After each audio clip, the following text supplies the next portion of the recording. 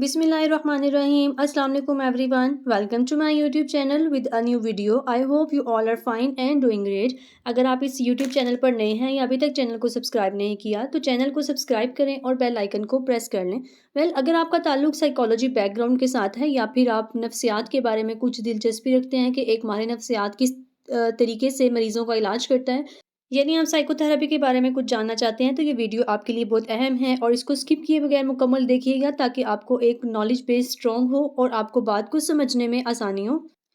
आज की इस वीडियो से पहले साइकोथेरेपी सेशन के बारे में एक डिटेल्ड ओवरव्यू और साइकोथेरेपी सेशन क्या होता है उसके बारे में भी 2 वीडियोस अपलोड हो चुकी हैं, जिनका मैंने लिंक डिस्क्रिप्शन बॉक्स में ऐड कर दी है, आप उनको भी ज़रूर देखिएगा। एक साइकोथेरेपिस्ट या साइकोलॉजिस्ट जो कि ज़हनी और नफ्सियाती अमराज का शिकार लोगों का डिफरेंट थेरेपीज़ के ज़रिए इलाज करता है। इसमें से सबसे कॉमन या बहुत ज़्यादा इस्तेमाल की जाने वाली थेरेपी है कॉग्निटिव बिहेवियरल थेरेपी। लेकिन आज की इस वीडियो में मैं आपको सीबीटी और डीबीटी दोनों थेरेपीज़ का एक ओवरव्यू दूंगी। अगर हम सीबीटी यानी कॉग्निटिव बिहेवियरल थेरेपी की पहले बात करते हैं तो its pioneer was doctor Aaron T Beck. He was a professor of psychiatry at the university of Pennsylvania. He developed CBT for treating depression. CBT has its roots in 1950s and 60s।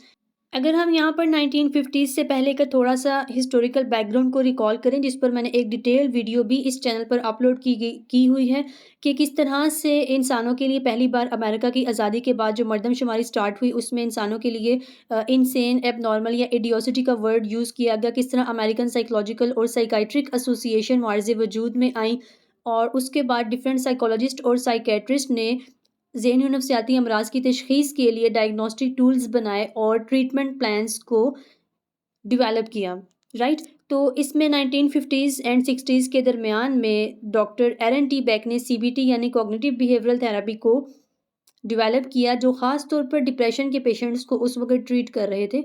और ये CBT इतनी ज़्यादा famous और common हो चुकी है कि इस वक्त पूरी दुनिया में सीबीटी के ज़रिए साइकोथेरेपिस्ट या फिर साइकोलॉजिस्ट अपने मरीज़ों को ट्रीट करते हैं। What is CBT? अगर हम इसकी इंतहाई आसान अल्फाज में डेफिनेशन को देखते हैं तो is a type of psychotherapy stands for cognitive behavioural therapy. इसमें कॉग्निशन का मतलब है thoughts, cognitions refer to thoughts whereas behaviour refers to actions. यानी हमारी सोचें जो हमारे जहन में ख्यालात आते हैं और उसके मुताबिक जो हम एक्ट करते हैं, परफॉर्म करते हैं। If we talk about the rational और main objective of CBT is that how one thinks cognitions and how one acts यानी behaviour can affect how one feels यानी मूड। सीबीटी वालों के मुताबिक यानी डॉक्टर एरन टी बैक के मुताबिक जो हमारे थॉट्स, बिहेवियर और इमोशंस होते हैं या फिर हमारे जो थॉट्स, फीलिंग्स एंड बिहेवियर, हमारे ख्यालात, जज्बात और एहसासात एक दूसरे के साथ कनेक्टेड होते हैं। इंसान जैसा सोचता है वैसा महसूस करता है। इसमें एबीसी मॉडल जो कि बहुत फेमस मॉडल है ऑफ सीबीटी, उसकी वीडियो भी मैंने अपलोड की हुई है, आप उसे डिटेल इन डेप्थ एक ओवरव्यू ले सकते हैं। यानी जो सीबीटी है वो ख़ास तौर पर इंसान की सोचों यानी ख़यालात और रवैये यानी बिहेवियर पर बात करती है। वो सीबीटी वाले कहते हैं कि जनाब इंसान की सोचें जो हैं वही इंसान के रवैये को या फिर उसके मूड को ख़राब करती हैं। नेगेटिव इमोशंस और कॉग्निशंस यानी इंसान की जो मनफी ख़यालात हैं and maladaptive behaviour can cause one to feel low mood. यानी इंसान के मनफी ख्यालात या फिर जज्बात की वजह से इंसान का जो मूड है वो लो फील कर सकता है या किसी भी साइकोलॉजिकल डिसऑर्डर का शिकार हो सकता है। By identifying negative cognitions and maladaptive behaviour mood can be improved. यानी सीबीटी वालों की सिंपल सी एक बात यह है कि इंसान के जो मनफी ख्यालात हैं वो उसके जज्बात और एहसासात पर असरअंदाज होते हैं। सो अगर क्लाइंट की कॉग्निशंस यानी ख्यालात पे काम किया जाए तो उसका बिहेवियर ऑटोमेटिकली चेंज हो जाता है। यानी सीबीटी के मुताबिक क्लाइंट की कॉग्निशंस पे काम करके क्लाइंट के बिहेवियर को चेंज किया जा सकता है। The main objective of CBT is to help the patient use practical cognitive and behavioural strategies to overcome problem. CBT से पहले यानी 1950s से पहले कुछ बिहेवियरल टेक्निक्स थी, कुछ कॉग्निटिव टेक्निक्स थी जो कि बिल्कुल अलग अलग क्लाइंट्स के ऊपर चल रही थी। बट सीबीटी में डॉक्टर एरन टी बैक जो कि इसके पायनियर हैं, उन्होंने कॉग्निटिव और बिहेवियरल थेरेपीज को मिलाकर एक सेट ऑफ थेरेपीज़ दी है। सीबीटी एक अम्ब्रेला टर्म है जिसमें और कई थेरेपीज़ आ जाती हैं। So doctor Allen T Beck साहब कहते हैं कि जनाब क्लाइंट को कुछ प्रैक्टिकल कॉग्निटिव और बिहेवियरल स्ट्रेटजीज सिखाई जाएँ ताकि वो अपने उस जिस भी साइकोलॉजिकल डिस्ट्रेस का शिकार है उसे ओवरकम कर सके।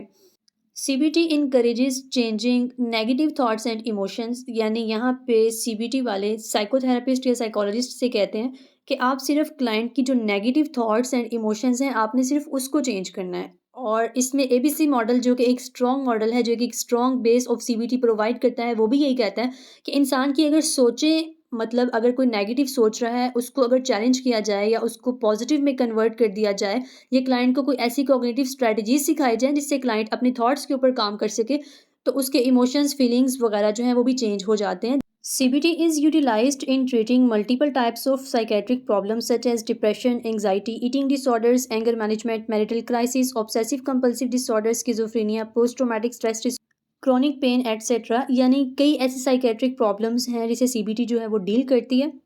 If we talk about techniques in CBT, यानी सीबीटी में कौन सी ऐसी टेक्निक्स है जो कि क्लाइंट्स पर यूज़ की जाती हैं, इसमें सबसे कॉमन है dysfunctional thought record, DTR, activity scheduling, behavioural experiment, interoceptive exposure, play the script until at the end, reality checking. ये कुछ टेक्निक्स सिर्फ मैंने यहाँ पर मेंशन की हैं और इस पे मैं कोशिश करूँगी कि एक अलग सी वीडियो बना दी जाए। Client to client, problem to problem, set of therapies या फिर मैनेजमेंट प्लान जो है वो डिफ़र करता है। साइकोथेरेपीज़ जो कि एक लंबे अरसे तक चलती हैं, इसमें अगर हम सीबीटी की ख़ास तौर पर सेशंस रिक्वायरमेंट की बात करें तो the treatment is typically done between 3 and 6 months depending on the problem. 12 to 20 sessions are required maximum with a gap of 1 week. Session ideal time is 45 minutes.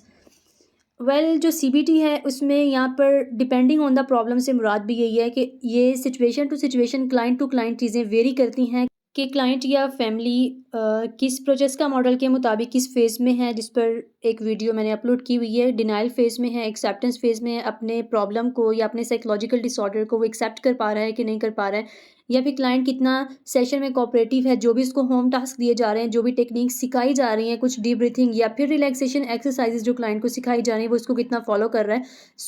ये चीज़ें साइकोथेरेपिस्ट क्लाइंट और situation या problem के मुताबिक differ कर सकती हैं। But जो एक आइडियल सीबीटी का टाइम पीरियड है वो 3 to 6 मंथ्स है। 12 to 20 sessions are maximum required और हर जो सेशन होता है वो 1 वीक के गैप के साथ एक आइडियल टाइमिंग है, मतलब एक स्टैंडर्ड टाइम सेट है, और जो एक सेशन है वो 45 मिनट्स का होता है। यहाँ तक सीबीटी का ओवरव्यू कंप्लीट हो जाता है, बट अगर मैं डीबीटी को भी इस वीडियो में ऐड करती हूँ तो ये वीडियो ड्यूरेशन बहुत ज़्यादा हो जाएगा। सो आई हैव डिसाइडेड कि इस वीडियो का पार्ट 2 डीबीटी ओवरव्यू को मैं बाद में अपलोड करूँगी। तब तक के लिए आप स्टे ट्यून्ड और थोड़ा सा इंतज़ार करें।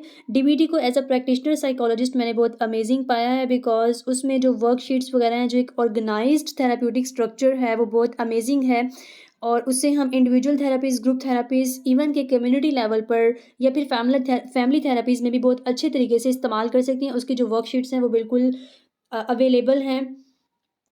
बाकी डीबीटी के बारे में जितनी भी बेसिक इन्फॉर्मेशन है, एक कंप्लीट ओवरव्यू है, उससे मैं इंशाल्लाह नेक्स्ट वीडियो में अपलोड करूँगी। अगर आपको ये वीडियो अच्छी लगी है तो लाइक ज़रूर कीजिएगा। अगली वीडियो तक के लिए दीजिए इजाज़त एंड स्टे ट्यून्ड। तब तक के लिए अल्लाह हाफ़िज़।